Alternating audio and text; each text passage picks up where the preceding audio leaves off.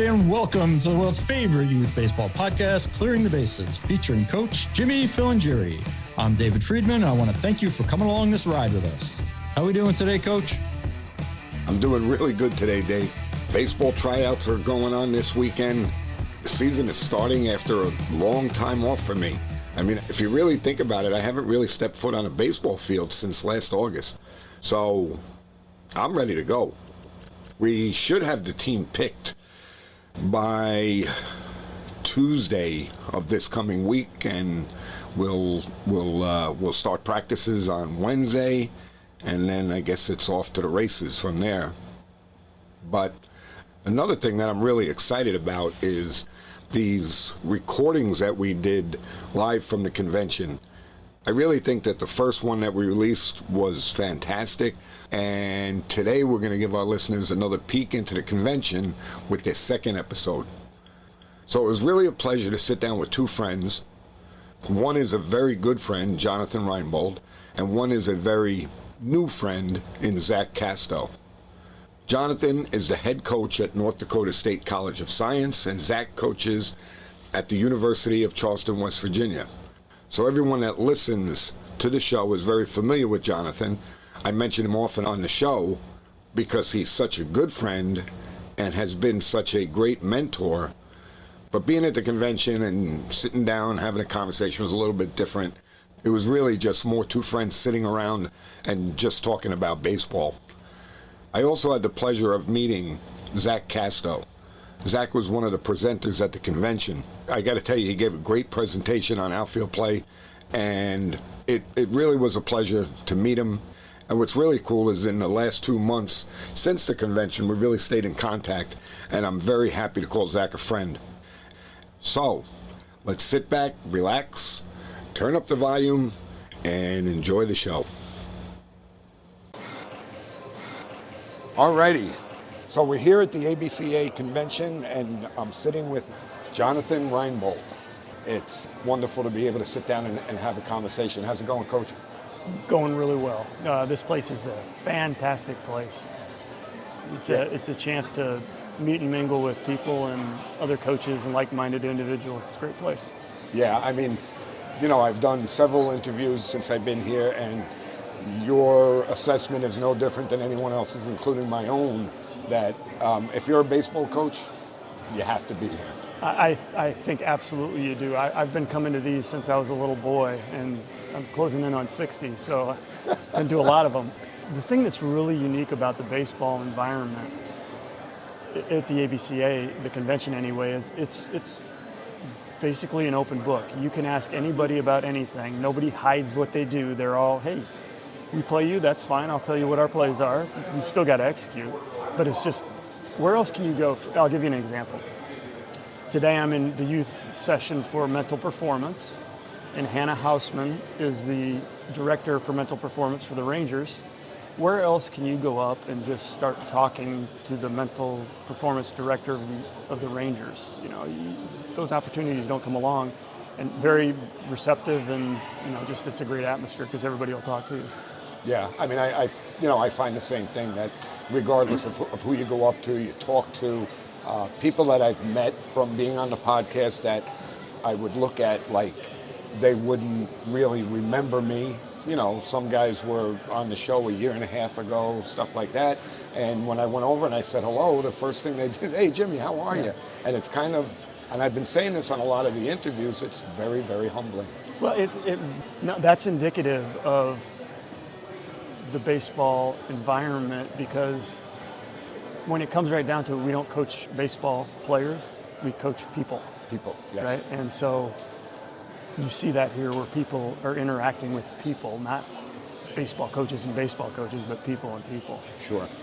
So what else have you done? Been to some infield ones. I'm going to the hot stove tonight, which is really another really neat opportunity if you've never been to ABCA. It's coaches get together in a room, and you have a board of 3 or 4 or 5 experts in whatever field, infield, outfield, whatever, and you just pepper them with questions.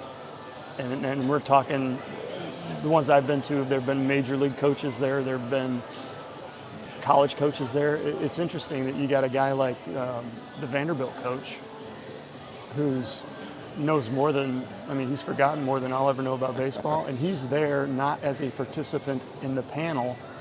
Oh, really? But just there to listen and to ask questions. Oh, that's fantastic. I can say I've never been to one of the hot stoves. As a matter of fact, there was one on strength and conditioning that I wanted to go to, but now that my flight's delayed, I think I might be able to squeeze it in, and that would be the first one that I've gone to, so I'm interested. Yeah, it's really a neat opportunity. I was like one of the first ones that they did a few years ago, and it was really small, and there were maybe 30 people around the table. I don't know how big it is now, right? Because I didn't go to one the last couple of years because of COVID and other reasons. But right. Yeah, it really was. It's a neat opportunity because you can pick people's brains. Yeah. A lot of the stuff that I've been to are on the youth stage, because I feel that that's probably geared more towards where my feet are. And I can tell you that, this is my 4th convention, and the stuff that I've learned in the short time that I'm here it's just priceless. What's funny though is, as a young coach, a lot of guys will come back here and they'll try to implement everything they've seen. And that's a recipe for disaster. Yeah, I was talking to Anthony Plow about that, and he said, a lot of guys come here and they try and drink from a fire hose, and you can't do that. Yeah, no. But I'm sure you're going to agree that one of the best things that the ABCA ever did was, now they put all of the videos online on their website.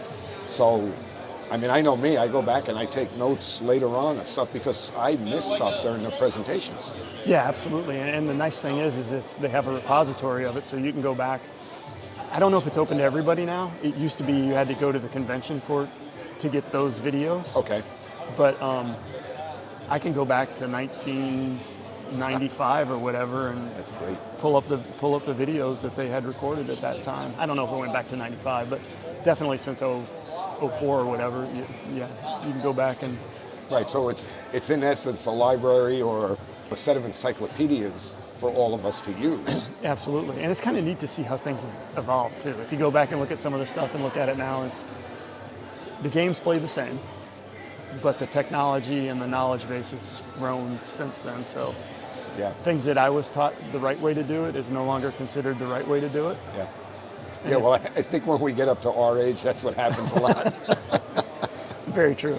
So I know you well enough to know that you're going to adapt just the way I would to just keep furthering our knowledge base as best we can.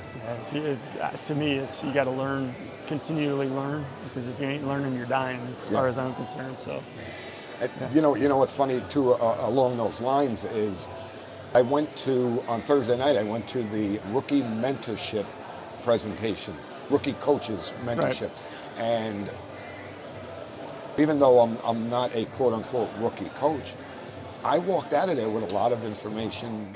So it doesn't really matter what level you're coaching at or whatever, there's always something. Well, like I said, the Vanderbilt coach is there learning, and you could safely say that he's pretty proficient in his business, and he's still there learning.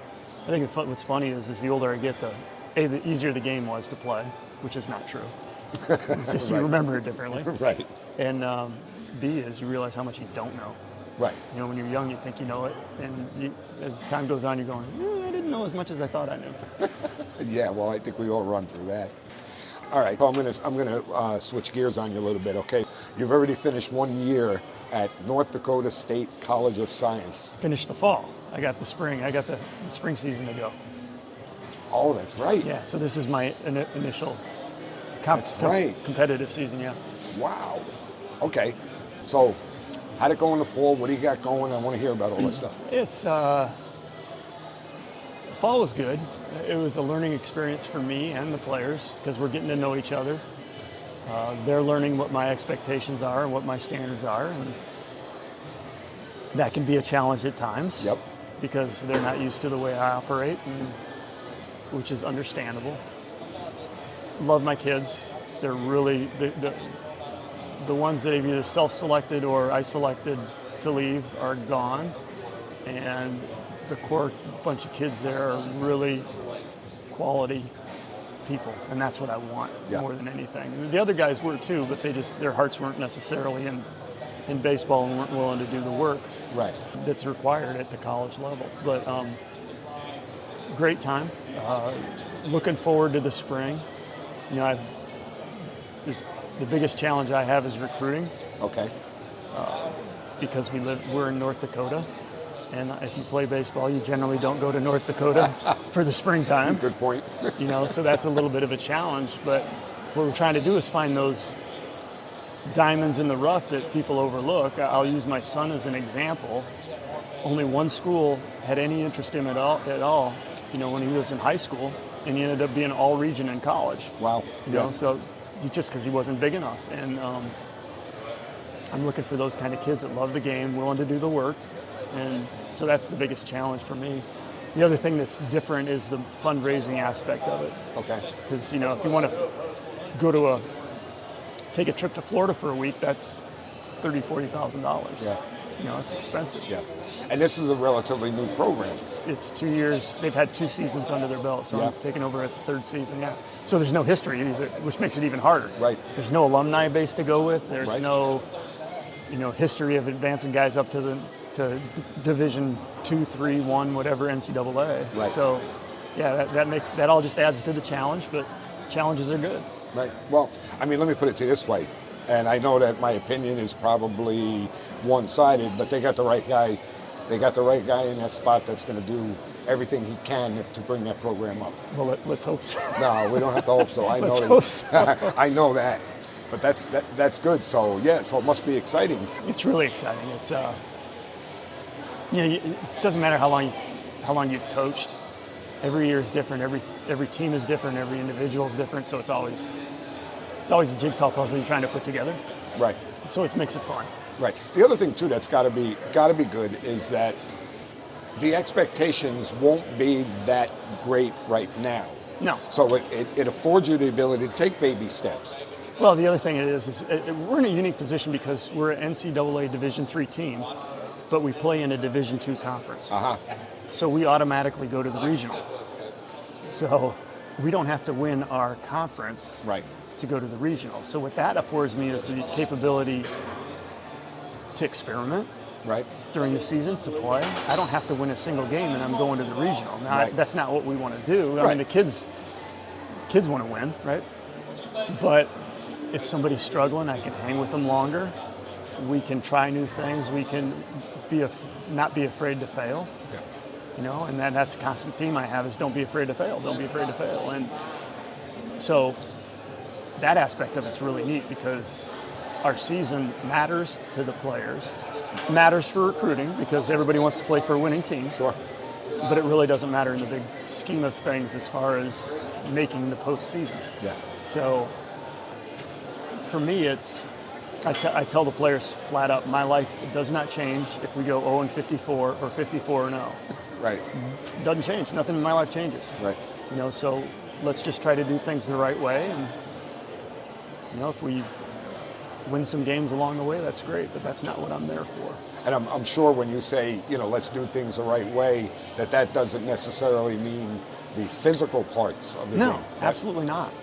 We have 4 standards, and I got these from Darren Fenster and modified them a little bit, but my standards are, and I love standards as opposed to rules because rules tell you what you can't do. Standards tell you how we want you to be, right? I love that, yes. So my standards, or I should say our standards, are 1 is be professional. So that means when you come to work, you do your work, you know, you act appropriately, you do those things that you need to do. It doesn't mean you can't have fun. Right. That's the first standard. The second standard is be respectful.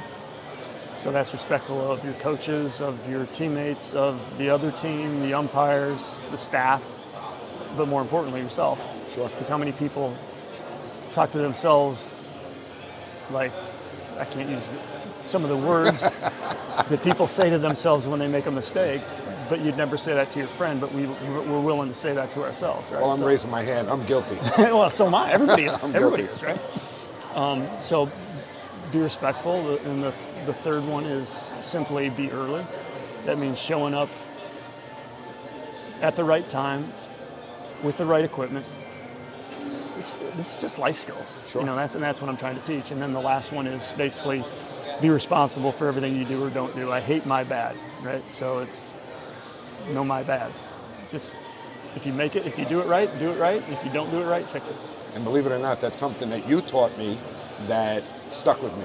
Yeah. My bad. I hate that. Yeah. I don't like it because it's a cop-out. Yeah. If you give all your effort to something and truly care and you make a mistake, why do you need to apologize to me? You don't. Right. The only time you need to apologize and say my bad is when you don't care or you didn't give it a good effort. Yeah. So, I had an issue like that at work the other day, so I'm just making the similarity between what we're trying to teach players and what actually happens in the real world. Right. Is one of my workers made a mistake, and he said to me, "I'm sorry," and I looked at him and I said, "You don't have to be sorry." I said, I don't think that you did it on purpose. I said, come on, let's just move forward. Let's take learn care from of it and learn from it and move drive on. Yeah. And so, it's the same thing I would have said to a baseball player. Yeah, absolutely. And that's the thing with the mental skills part, if you want to talk mental skills, is they're life lessons. Right. That's all they are. They're life lessons. Some people fall into them. Like I did a lot of the mental skills when I played in college. I had no idea what I was doing. Yeah. It's just something that I did that worked, right? And now it's just, as Hannah Hausman said today, it's relatively new, but people have been doing it for years and years and years. But it's before you had to play for 20 years to figure a lot of stuff out. How about we just take and shorten that learning experience down by teaching people how to do it? So yeah, to me it's all life skills, and that's what I try to put across in the baseball program. Because if you're just teaching kids how to hit, swing, or whatever, to me that's kind of hollow. Yeah, I've mentioned it many times, and I think I might have even said it to every single person that I've interviewed while I've been here, is that if you take, I'll use a hitter as an example. If he's mechanically flawed, but he has a very good mental approach to it, I'll take that kid every day of the week. Absolutely. Than a kid that's perfectly mechanically, but is not mentally strong. Yeah, absolutely, because you're going to fail. And a lot of times mechanical errors are because the mental side of it, because they're nervous or whatever, their body's tense, and then so their body can't move freely. And yeah, absolutely. 100% agree with that. I think my personal belief is that a lot of baseball is overcoached. It's I don't even know if that's a word. Overly mechanical. There you go. Yeah, I will definitely take that same road. There is a place for it, but when that becomes the main driver, it kind of binds kids up because that's all they're thinking about. Yes. When you're hitting, you can only think about one thing at a time, right? So when you're hitting, you better be thinking about the ball, not what are my hands doing, what are my feet doing, that's for practice. Yeah. Games, you shouldn't be doing that. Yeah, I agree with you 100%. I do not want my players thinking of anything mechanical. I have certain cues that I will use with my players just to remind them of certain things, but it's nothing, where are your hands, where are your feet? Yeah, if I'm in heart surgery, I don't want that surgeon going, where do I put my hands? I just want him to cut. Right, exactly, do his job. Yeah. So that's hysterical. So with your team now, give me a little rundown of how a practice day looks. How do you start? What do you do first? Where do you move? Sure. Well, I'll use the fall for an example, because we obviously have a different, being in North Dakota in the winter, coming up here next week and the next 2 months, basically, we're going to be inside. So then we have to deal with when is the basketball team practicing, when is the softball team practicing, so we got to work it in there. So that's going to be a little bit more fluid. But in the fall, it's very, I'll say, structured. And that's, we start out, everybody gets together. Again, we start on time, to the second. And 10 minutes of mental work, which usually is maybe a quick little lesson, and then we'll sit and do mindful meditation. And if you've never done it, don't let it scare you. It's not sitting cross-legged with your thumb and your middle finger together going, Om. It's not that at all. We'll do a little bit of that, and then we'll go into our stretching, which is active stretching, and then we'll go to the most important part of practice, which is playing catch. Catch. Yeah. Because if you can't play catch, you can't play the game. It's all about playing catch. Whether it's pitcher, catcher, infielder, outfielder, infielder, whatever it is, you're playing catch. Well, I'm going to interrupt you at that point because, again, getting back to youth baseball players, I explain it to them that when we're doing catch play, this is not just to get our arms loose. This is an actual drill that we are performing, and I'm sure you feel the same way. Absolutely. And there's some good things. I've seen some here this year and some in past years where people are abandoning the get out on the outfield line and throw. They're doing now, okay, we're going to roll you a couple ground balls and you make your throws from your position to get loose. Those type of things, to integrate that in there. If you have the coaches, you have enough coaches available, to me that's very sound because you're working a lot of things into your catch play. I love that. Yeah, or you can do it. If you have an imagination, you can do all kinds of things with catch play. But that makes it more skill-based because the kids think, let's just go out and warm up. Well, no, you're building the skill, so anyway, getting back to what ours is we'll get loose with some regular throws and then extend it out, and then we'll do maybe backhands. They'll roll each other a backhand, they make the throws, relays. We incorporate all that into our catch play, so it's not just standing out there. So we get done with catch play, and then this is something I changed just because of time. We used to do batting practice last, but now I have everything set up on the field for batting practice. It takes a lot less time to break down than it does to put everything on the field. Yep. So I do it first now, which is not my emphasis is usually defense. Okay. So it's kind of, I don't like that, but it makes the practice go more efficiently. Okay. So we'll do our batting practice, and our batting practice is a pro-style batting practice, so no one is standing around. I mean, literally no one is standing around. We have tunnel cages, so we have a group of guys in the tunnel. We have the guys on the field hitting, but it's one guy hitting, it's a guy getting ready to hit, there's a guy on a bunting station, and then the other members of that group are running bases. Yeah. So they're all doing stuff, and we have the pitchers hitting ground balls and fly balls to infielders, outfielders. So there's literally no... So they're hitting fly balls and ground balls in between pitches to the guy who's actually... Yeah. I love it. Yeah, absolutely. And then they can make throws over if you have the screens, protect the kids, you make throws over to first base. You get a lot done in batting practice. So then we get done with our batting practice, and then we'll go into individual work. So that's position-based. Infielders maybe working backhands one day or whatever it is. We have some point of emphasis that we do for that day. For their skill set. For their skill set. Yep. Same thing with outfielders, same thing for catchers. And then we'll go into team defense. Okay. So it kind of flows. It used to be I would go individual defense, team defense, and then batting practice. Okay. But that setup time is 5 or 6 minutes difference, and I keep my practices at 2 hours. I don't want to go over 2 hours. Okay. But there is not a break in that 2 hours. Right. They are constantly moving in that 2 hours. Which, now getting into the mental side, right? That's a good thing. Why? Because that's the way the game is played. Okay. I mean, there is standing around in a game, yes, but a lot of it isn't on your own time. So there's a tempo to baseball, just like there is for football or basketball or whatever, right? So if we can play up tempo and still be able to relax, or not, I shouldn't say relax, because that's not the right word. Be appropriately engaged. Yeah, because you don't want to be relaxed. Right. I mean, you want to be ready. You don't want to be falling asleep. Right. And that's the thing people don't understand is they think, oh, he's not relaxed. He shouldn't be relaxed. Right. It's right. I can get into science, and I'm not going to do all that, but yeah. So it works out really well. That would be a typical day. Now, obviously, the pitchers are going to probably come in early, do their bullpen work, and then they'll be part of the team defense and batting practice. They're hitting the ground balls and all that stuff. But we also have early work, so if somebody wants to come in early, we can do additional individual instruction, if you will, on defense or on offense, whatever. And we don't do base running per se because we do that during batting practice.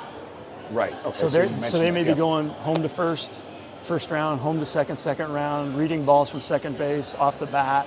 Yep. Reading balls from third base off the bat. So they're getting all their base running during batting practice. Love it. And that's also, we sprint from station to station because we want to use that energy system, the ATP system, as much as possible. And just running to run, to me, that's a waste of time. If I can incorporate it into every bit of practice, absolutely, then that's 5-10 minutes I don't have to spend at the end of practice doing something that nobody likes to do, and which is sprints, so we require it during the practice. I've been asked that question before. Why don't you have an actual portion of your practice where the boys are doing their sprints? And I've said the same thing that you did. I don't have to. They're sprinting constantly. Yeah, absolutely. And you know, it's a big change for a lot of kids because they've never been on a baseball field like that. It is. So it's foreign to them. But now, I think it's part of the culture now where they don't even think about it. They just go do it. Yeah. You know, and they like it because it's 2-hour practice. They get everything done that they need to get done, and we need to get done as an individual or as a team. But they still have time for social. They still have time for school. They still have time for all that. And if they want more, we can give them more before or after practice. Sure. So I think it works out well. Well, to me, it sounds like a good recipe that, like I said before, I know that they're in good hands, but I think that the season will be what it is. Next season will be better. And, yep. And it's an incremental thing. And you can't, everybody wants to look at success as being wins and losses. And that's really not a very good indicator. Right. Because if I'm playing the New York Yankees, you know, I'm playing in a Division II conference, so all these guys have got scholarships, right?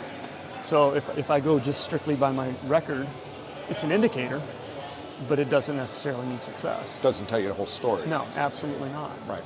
Absolutely not. Right. But I agree with that. I mean, well, especially where I am, it's a totally different ball game at the JV level. I have, 15, 16-year-old boys that I'm working with. And yeah, I've even told the varsity coach that my goal is not to win as many games as I can win. My goal is to get them so that when you have them, you don't have to work as hard. Yeah, absolutely. And a well-structured program, you would have everything being for JV and varsity, everything would be the exact same. Yeah. Signs would be the same. Defenses would be the same. All that would be the same. So a kid can just basically change uniforms and go. Right. Move up. And we, just to further that fact, this past season, we started out, I forget what it was, we started out 0-5, 0-6, and I just wasn't seeing what I expected to see out of my players. So I went into the coach's office, I sat down and literally had my head in my hands, and the varsity coach said to me, "What's the matter?" And I said, "I don't know what I'm doing wrong." I said, "I'm doing something wrong. It's not their fault, it's me. What am I doing wrong?" And he looked at me and he said, "What are you, nuts?" He said, "Just keep doing what you're doing." He said, "You're doing fine." He said, "Let the season evolve. You'll be fine. Just keep doing what you're doing." I said, "Okay." Well, we went on from that point forward, we went on like an 8-2 run. Yeah. And he was right. Yeah. Just keep doing it. They're going to get it. If you have a process, you trust in your process. This is a mental game, right? Right. But if you have a process, trust in your process, and you think you're doing the right things, that's what you should be worried about. Because you're going to win some games that you shouldn't win. You're going to lose some games that you shouldn't lose. Right.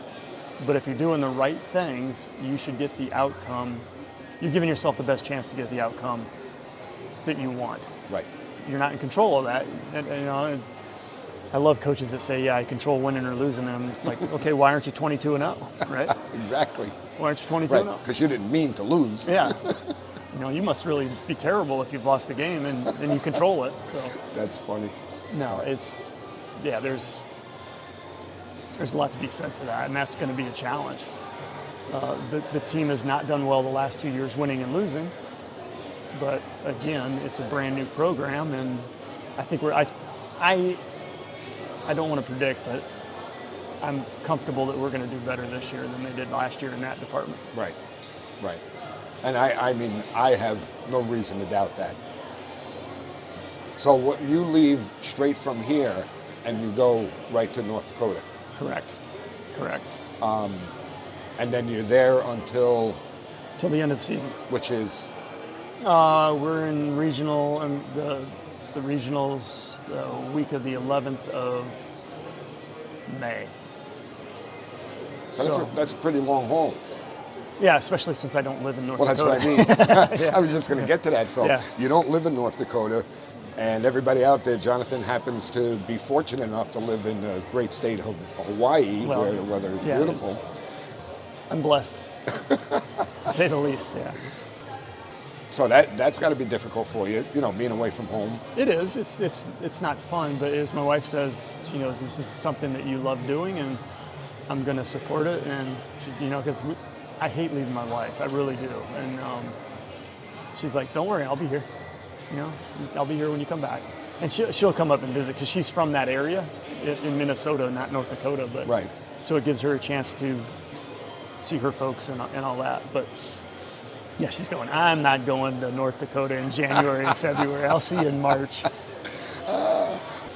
You may or may not have seen it, but I did a posting on, I think, Facebook and Twitter about how us as coaches, we have to have that support of our wives. Absolutely. Because if we don't, then it's going to be a mess. And I know I can't thank my wife enough for everything that she does for me. Absolutely, and I have a bit of an advantage there because I was in the military for 20 years, and I was married to my wife for, I guess, 13 of those 20. Right. So it's not uncommon. It wasn't uncommon for us to be gone for 6 months, a year at a time without seeing each other. Right. And I say not uncommon. I was probably home half that time. Right. So for us, 2 months is nothing. Right. So it's Well, a she's little, seasoned. yeah, yeah, exactly. It's a little bit different, but she's completely independent, and which is what I want. Right. And so it works out really well. Yeah. She's Well, very supportive, and I'm very thankful that I married who I married. Oh, I couldn't agree with you more. I'm in the same boat. And it's funny because it wasn't always that way. But I think when she realized how passionate I was, she backed me immediately, Yeah. which said a lot to me. And it's a blessing to have that because I know a lot of people don't have. Yeah, and it makes it hard if you don't have that support. Right. Even if you're not married, if you don't have the support of, say, your parents or whatever, that makes it harder. Right. It makes it harder. The people that you love and care for, you hope that they would let you engage in your passion as long as it's not self-destructive passion. Exactly, right. Well, let me tell you something. I forget, how long ago did we meet? 3 years ago? Had to be at least. Yeah, about 3 or 4, yeah. Right, 3 or 4 years ago. I can't thank you enough for everything that you've done for me in those years between the classes that you gave me mental performance-wise, everything you've done to help me with this podcast, even to yesterday where you had me cracking up, where I'm in my room, meeting in the lobby, wait a minute, I got to show you this, and I can't thank you enough for that. I appreciate that, but you got to remember how did this relationship start? You put the post. You took the effort to make a call or to send it, not me. You did that. I did, but You stepped up. it was something that I wanted. Right. And it was, what it was? It was something that I wanted. It was staring me straight in the face. And I said, how could I not take advantage of this? And I still, to this day, go through those PowerPoints. And every once in a while, and it's funny because I'll go through those PowerPoints and I'll pick something else up, or I'll see something in a different way than I saw it before. So even after all of that, it's still helping me. Good. I'm glad. It's. I really enjoy doing that because it's. I said this before. It's life skills. It's not baseball related. It's life skills stuff, Yeah. and it's pretty powerful. Some people, like I said before, some people just get it and somehow figure it out, and other people, need some of the classes and stuff. I know I could have used them a lot when I was younger, a lot. Well, I think we all could have used them a lot when we were younger, but as far as using it now, and I see immediately what it does for my players. it's You know what's cool about it is there are some kids I thought, God, I failed.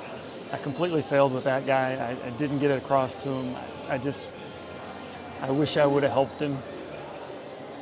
And they're the ones that'll come up to me because I didn't think they were interested. right. I didn't, he doesn't seem to be engaged. And they're the ones that come up to me and go, hey, coach, this happened to me. Hey, coach, I want to learn how to be a sports psychologist. Or Yeah. It's like, what? Yeah. I didn't think you and they're like, no, I loved it. And I'm like, what? Just shocks you. Yeah. Yeah. It's Or the kid that goes, I told the story before to you, the kid that was trying to get in the military and, yes. and kind of had anxiety, taking his test, didn't do real well, and then went back again and used the techniques that he had learned on the baseball field and was able to get his bonus. So, because he tested well. It's That's fantastic. to me the reward. Oh, yeah, absolutely. I mean, let's face it, everything that we do as far as being baseball coaches, it's all about seeing them, and you see something that you know that you had a hand in to make them understand something or to take a different look at something. And that's why we do it. That's the reward. Yeah, it is. It's not the wins or losses or No. the trophies. It don't mean anything. No, I was having a discussion with one of your, I don't know if he was on the podcast with you or not, but the gentleman from Pennsylvania. Anthony Plott. Yeah. Yeah. Yeah. He was on the show. Yeah, so we were having that discussion and we were talking about, what we got out of college baseball, and that was the relationships. Yeah. We can remember very few games. Heck, it's funny because I was with a bunch of my teammates about we graduated 30 some years ago, right? So we were together for a wedding and we were talking about our seasons and we couldn't tell you how many games we won or lost. Yeah, of course not. We had no freaking clue. Of course not. We looked back at it and go, well, crap, we were pretty bad. But that's not the stuff you remember. No. You remember the bus rides. You remember the trips, the eating laughs. together, the laughs, all that stuff's what you really remember. And that's why it's really important to be a good teammate. Yeah. Because that's what you're going to remember. That's what it's about. And the story that I use all the time, and everybody on this show has heard me say it a million times, but it meant the world to me that with my son, and this just happened maybe a year or so ago, might not even been that long, and we were talking about me coaching him because I was the only coach he ever had. Yeah. And I said to him, I think I did you a disservice by doing that. And he looked at me and he said, Dad, what are you, nuts? So I said, well, you never got to experience what it was like with another coach. He said, Dad, I wasn't going to play in the MLB. He said, but I got to tell you something. The fun that we had, he said, the memories that I have, he said, it was great. And you want to know something? That took the weight of all of that off of my shoulders. I was like, oh, I did what I was supposed to do. Yeah. Your listeners can't see my eyes right now, but they're tearing up because I had the similar experience with my son. Yeah. He had other coaches, obviously, but Yeah. just the memories of being together on the field and all that, and good relationship. Yeah. Yeah. Improve the relationship, actually. And I still have, obviously, it's not my son, but I still have those type of experiences with my players. Yeah. Where they still will say, hey, coach, remember the time you did this? And then they start laughing. Remember the time this? Yeah. So again, like you said, I guarantee those kids don't remember how many games we won, we lost, but they remember that. Yeah, absolutely. So, that kind of, it's hard when you're playing because that's what you think is important. And it is important at the time. Yes. But ultimately, that's not what's important. Right. Right. So it's kind of one of life's ironies that you don't realize what's important. You got to make all your big decisions in life when you're least prepared to do it. Exactly. Yeah. So, Well, look, again, this is great. The mere fact that we're here together, spending the last couple of days talking and this and that, and then having you on the show again means the world to me. I just thank you. I for appreciate everything. it. It means a lot to me too. It's relationships, man. It's all about relationships. That's right. It's all about relationships. So, good luck. Safe trip to North Dakota. Thank you. And I'm sure this won't be the last conversation that we have. No, it definitely won't. No, because it's fun to have these conversations because we do, for those of you out there listening, we do this outside of the podcast realm. So yeah, it's fun. Great. Thank you very much. No, thank you. That was great. You know, Jonathan has been the biggest influence on this podcast that you could possibly imagine. These conversations that we're doing at the conventions were Jonathan's idea. I mean, he reached out to me, and I don't remember exactly when it was. It was last fall, and he said, you know, Jim, you got to do some shows live from the convention. And that set the wheels in motion. And then helping me out with the type of equipment to use and just all of this stuff. I mean, there's just so much that Jonathan has done for me. It's just too much to list. So it was great to be able to sit down and talk the way we did because we really don't get to see each other too often. It just means the world to me. So let's move on to our next and our last conversation. As I mentioned before, this is Zach Casto of the University of Charleston, West Virginia. Just an amazing young coach. And like I said earlier, I mean, it's great when you meet people and almost instantly, and I said this time and time again with other guests that we've had, and Zach is no different, you instantly feel that bond and you just become good friends. So take a listen to what Zach had to say. So we're here at the ABCA Convention, and I'm sitting with Zach Casto of, go ahead, tell me your school. I am the Director of Player Development at the University of Charleston in Charleston, West Virginia. It's a Division II school. We play in the Mountain East Conference, and just honored to be on your show. Oh, we're absolutely honored to have you. So everybody out there, Zach just did a presentation here at the convention on outfield play, and I was lucky enough to sit in. And let me tell you something, it was one of the best presentations that I've seen. So I just want to get into a little bit with you about some of the stuff that you went over in the presentation. The first thing that I thought was pretty interesting when you brought up the transparency of the coaching staff. Talk a little bit about that.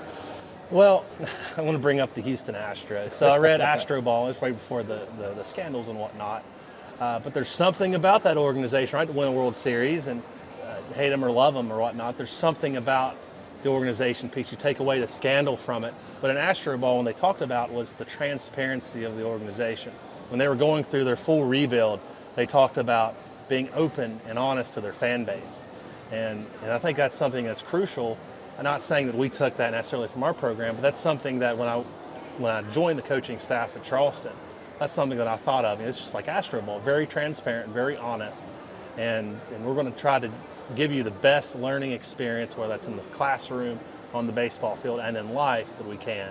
And luckily in my role too, I can see kind of the human being component of our student athletes because we do a lot of community service. And a quick story on that, nearby in Charleston is a Ronald McDonald House. And usually I was a little bit scared when we did our first fall cleaning there because we weren't able to go into the facility and see the kids, and our guys love children. So I was worried about how they would react. Sure. And I mean, they loved it. They absolutely loved it. I mean, there was no complaints, and there never is complaints when we do our community service, and it really brought a tear to my eye when I got in the vehicle. Right. So I thought about what are the odds of that experience with young men and women today, and just knowing they're making a positive difference for families that might be feeling overwhelmed or in the deep end of worrying about their little son or daughter, and just giving that, it just meant a lot to me. And I've told our players this so many times, that moment's probably a top 3 coaching experience for me, just because just seeing that just the love and care that they gave to that facility. And you don't even get to see the families, but no, the plant or the seed they planted, they won't see it be sowed, but they planted it there, and it made such a big difference. It was just such a blessing, and I still think about that so often.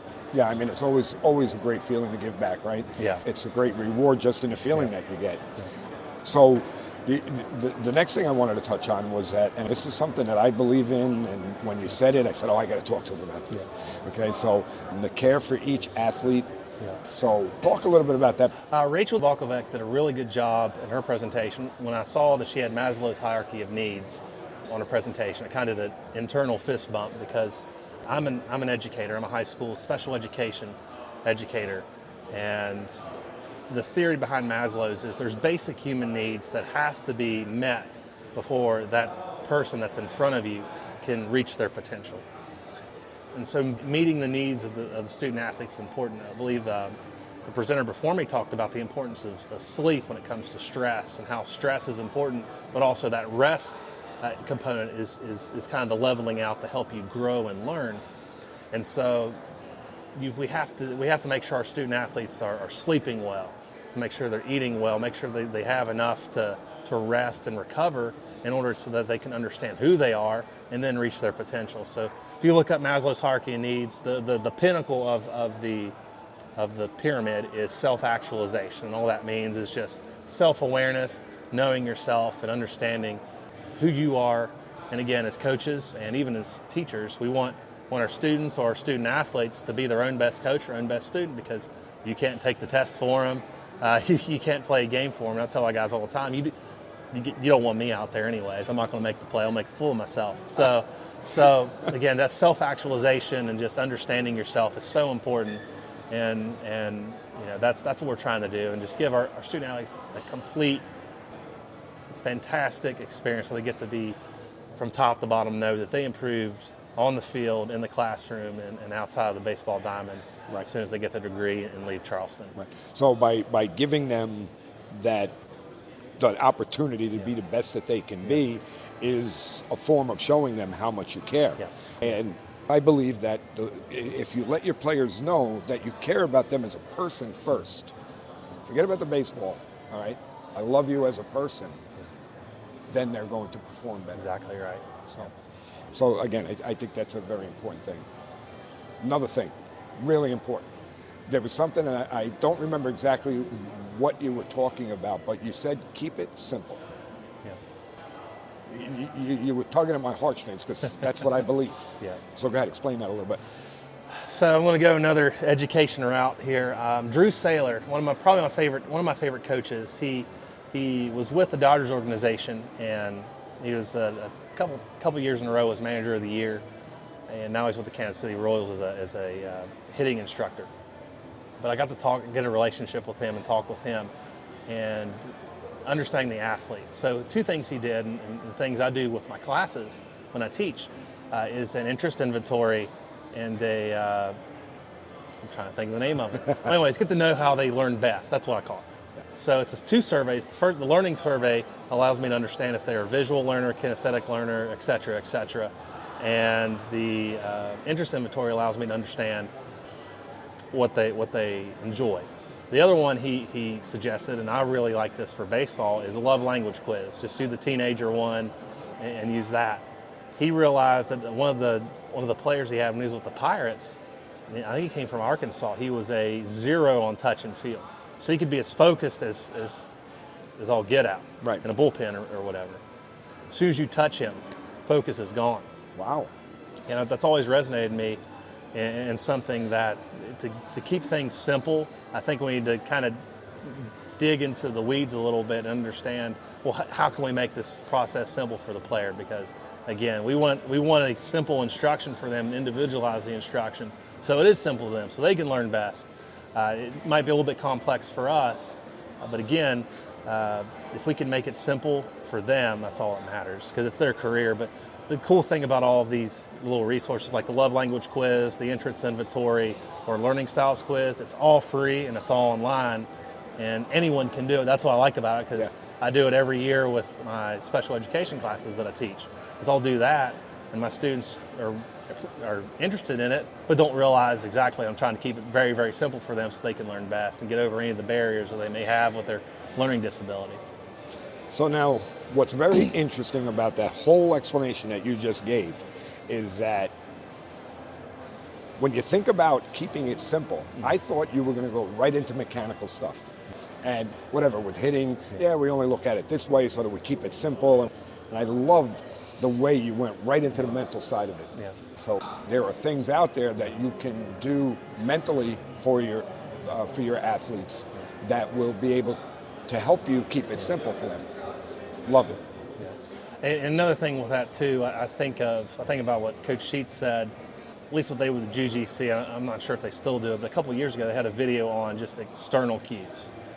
not talking anything about mechanics, as long as they are athletic looking, and just gave them little cues on, what part of the baseball we're trying to hit.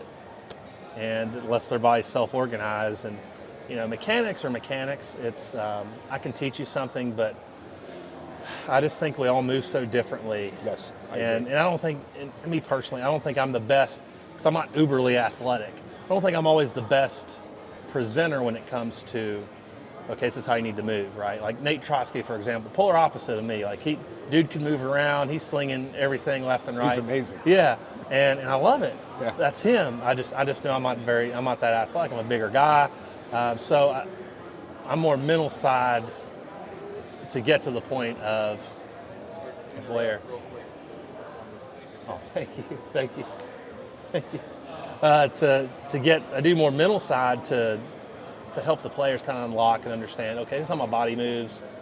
I'm afraid of cookie cutting. That's my biggest fear in anything in life. Like, everyone moves differently, not to get scriptural here, but, the Bible says we are fearfully and wonderfully made. So if I keep that in context to coaching and teaching, well, God made you a certain way. Who am I to get in the way of that?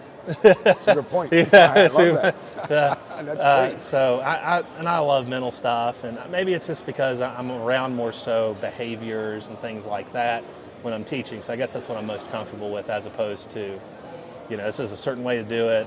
I'm just going to give you a buffet, so to speak, of options to how to accomplish a skill, have you figure out how it works best, and then as long as you're comfortable with it and you're comfortable out there when it's competing time, I'm happy. Yeah, we talk about all the time, as far as hitting is concerned, I'll use that, that hitting is mental. Yeah. Okay? You could be very strong mentally and make up for poor mechanical things by being strong mentally, and right. I believe that wholeheartedly. So, yeah, I'm going to spend more time on teaching you the mental side of the game than I am teaching you mechanical stuff, especially in my case, because I only get those players for 3 months. Yeah. What am I going to teach them mechanically? Yeah. Not much. That's right. I'm not going to break bad habits in 3 months. It's not going to happen. Exactly. So with my travel boys, it's a little bit different because I do have them for longer periods of time. So yes, I can do a little bit more, but really it all comes down to how you think about what you're trying to do. It's like Nate Trotsky yesterday, the 5% of the mental component of baseball controls the 95% of it, which is the physical side. So, it's so important. And I was so encouraged walking into Hannah's presentation today, and it was packed. Yeah. I was so happy to hear that, and you could have been in any profession, and I feel like you would get something out of that, not just coaching. Like, I could have brought our whole high school at Hurricane High. I could have brought them there, and they would have got something out of it. Sure. Because social, emotional issues exist. Yes. And tough. Oddly enough for me, I see a lot of it. I see the severe cases, but it wasn't until last year in a regional that I realized that one of our pitchers had a really tough experience growing up. Right. And he overcame it. Super intelligent, and I talked to him a ton every week. Never knew it. Right. He was a pitcher. I was mostly with the outfielders, so I was more so working on developing him, with anything that he would need. But getting to talk to him that extra time in the hotel and whatnot, I was like, wow, this is a remarkable story. And now he's pitching independent baseball Good for him. in the Atlantic League. So it's just a beautiful, beautiful. So I'm super proud of him and excited to see what the future has for him. Yeah, and it's not a cliche when we say that, yes, we're teaching baseball, but we're really teaching life lessons. Because, baseball is one thing, but how many major leaguers are there? Yeah. Right? Yeah. There's not many. 750, maybe 1,000? Yeah. And that's worldwide. Okay, so we're teaching them, like you just said, that Hannah gave her presentation, and yes, I don't care I'm an electrical contractor. I could bring my electricians in there and listen to her, and they will get something that will make them perform better at work. That's right. That's right. what it is. Yeah. So that's great stuff. Okay. Love that you were talking about in the box plays and outside the box plays. To me, it's something that, Yeah, we know that. Yeah. But nobody ever said it. Yeah. You know what I mean? So give me a little bit about that. It was great. So in the box plays, and again, the best educators and coaches are thieves. Yes. So I'm thankful that Coach Hill allowed me to kind of make the outfield version of his 6Fs, because he created the infield one. And it's probably my favorite infield system ever. I mean, it's easy and simple, and understand what each part is and what you're supposed to do, and you can put drills in there.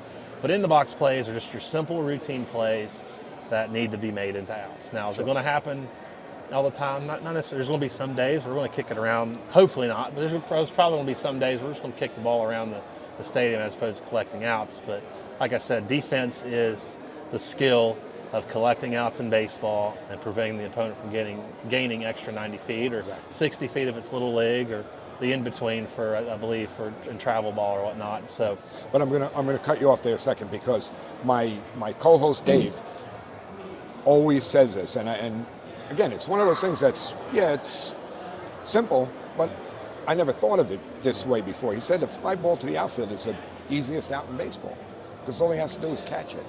Ground ball to shortstop, he's got to field it, he's got to set his feet, he's got to make the throw, he's got to hit the target, he's got to catch. Fly ball. So those are the in-the-box plays. Routine in-the-box plays, yeah. And then the outside-of-the-box plays are kind of your Sports Center web gym plays. You get fired up and whatnot. And so those are the two kinds of plays. The web gym plays or the outside-of-the-box plays. At the youth level, even high school level, professional level, we're not going to make those plays all the time, but as long as we get the ball in as quickly as possible and limit damage, that's the key point. Ideally, keep the double play in order. And go from there. And so those are inside and outside the box plays. So let's get into the 6Fs, because brilliant. Brilliant. Well, a lot of it's based off of Perry, but then I created some unique ones for outfield. So feet's pretty much your ready step and prep step. And like I said in the presentation, I give my guys options. So they can do a right-left glove present, left-right glove present, hop or jump. I do the same, by the way. Yeah, so as long as it works best for them and they're on time, that's all that matters. And like I said, outfield timing is different from infield timing.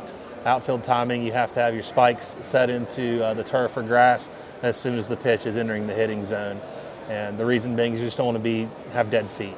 We've all been there. You just feel like, oh man, I feel sluggish. I'm not getting a good jump, whereas I'm on time. And something I don't recall if I said it in the presentation, but it's better to be late than it is to be early. So if you get a later prep step, that's okay, because at least you're still in that athletic position. Still moving. Yeah.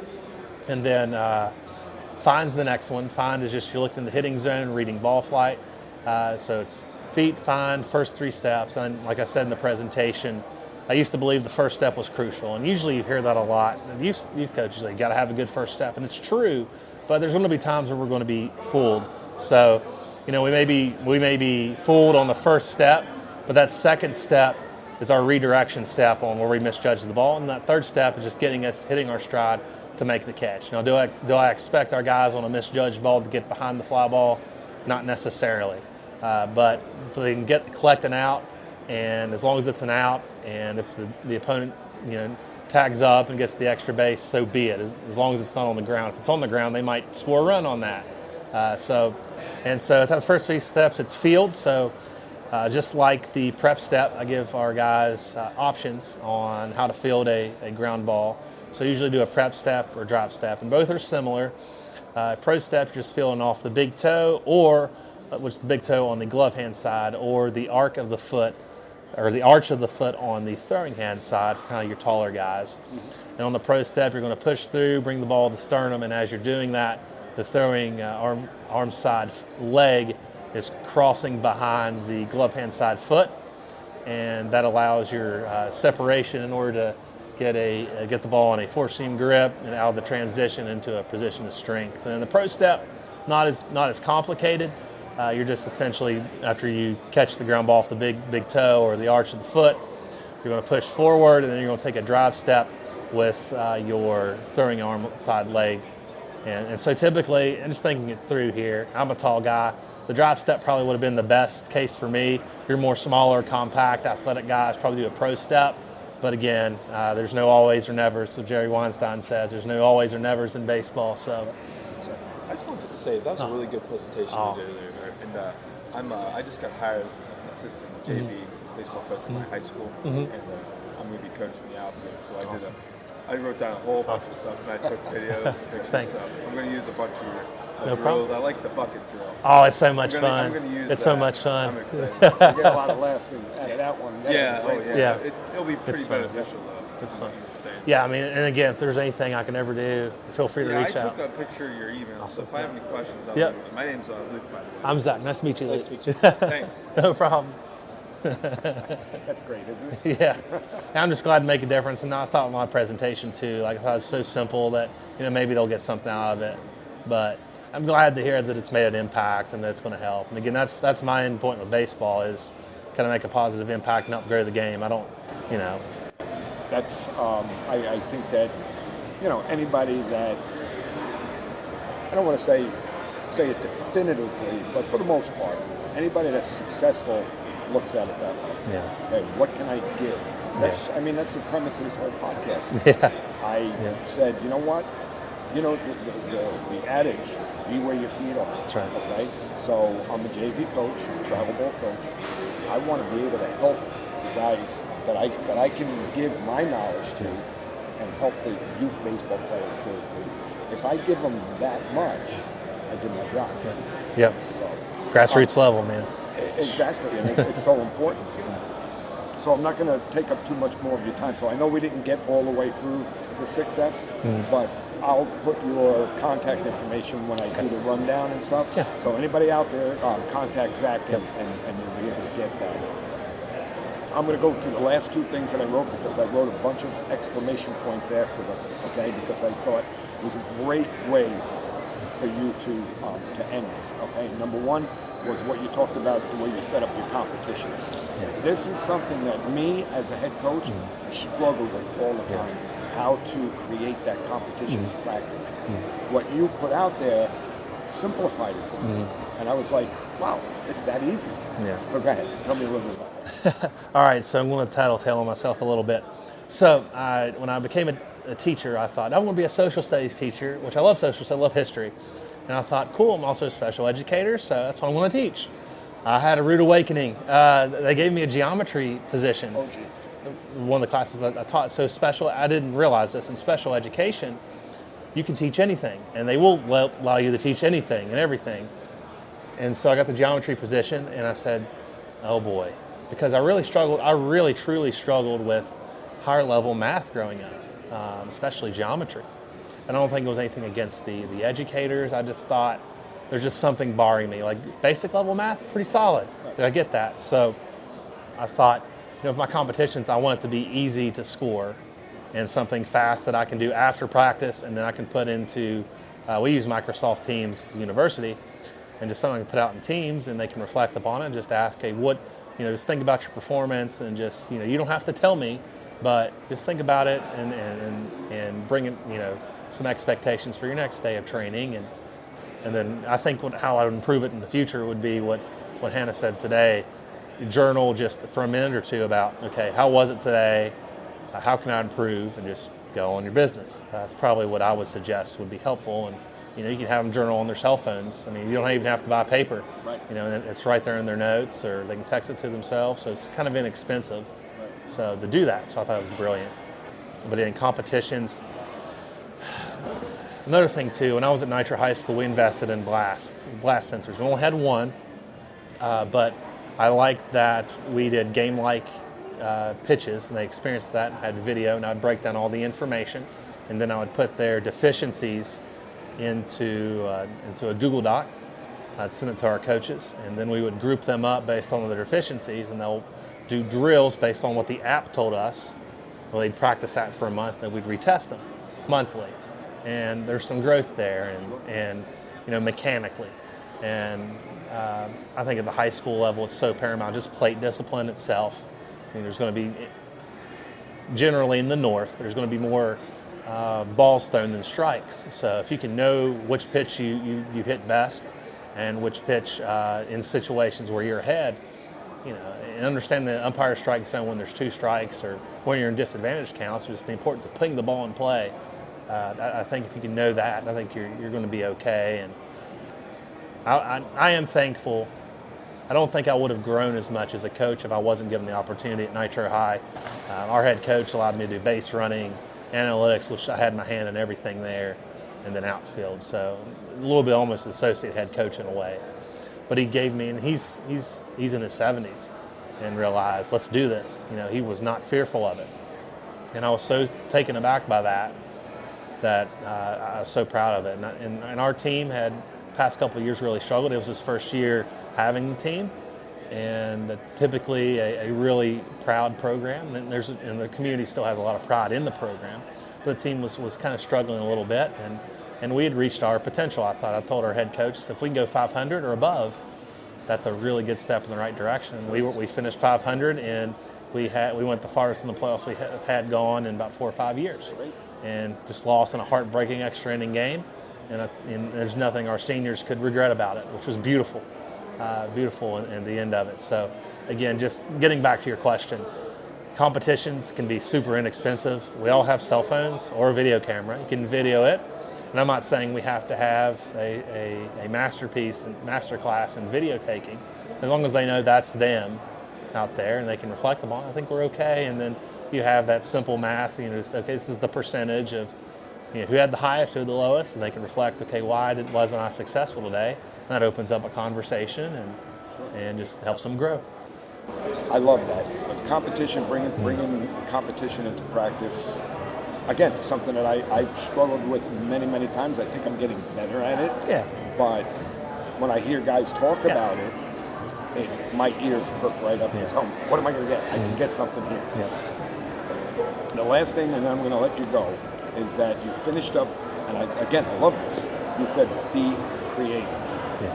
And I think that a lot of times that people think that they have to do cookie cutter this. Yeah. This is the way. I got this drill. This is the way it's done. No. Yeah. Be creative. Make up your own drills. Yeah. I mean, I do it all the time. Yep. And the boys love it because it's something different, and they get excited about it. But go ahead. Tell me what you meant by be creative. I think it's just knowing your players and almost getting down, and I think of Peter Caliendo all the time, but just getting down that almost Sandlot mentality of what's fun and can we track it? And if you can think of those two things, just make it a competition, have a reward at the end. I think, you can take any drill out there and just realize, okay, what's a need, like what's the emphasis, and then go from there. And, it could lead you down. I mean, that's something that you can change every single year and add something to it, take something away. Just be creative with everything, all the information you've gathered from the convention or from a podcast. Like, we have a bunch of fantastic speakers at the convention, but we also have a bunch of fantastic podcasts and videos. And I mean, it's wonderful, all the information, just how sharing the baseball coaches are.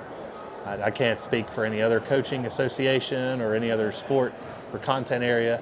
And that's the thing too, there's just really no secrets in baseball. I think there's ingenuity or improving processes, kind of like what Rachel was talking about with the competitive cauldron.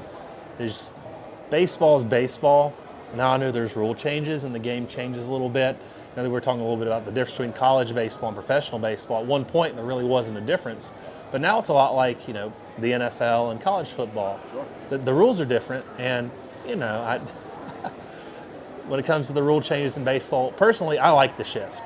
And I had a conversation with, I'm not going to mention his name, but one of our coaching staff members one day after a group work session, and we were talking about what if the shift goes away in college? Are we going to enjoy the game as much as we once did? And I don't think we will.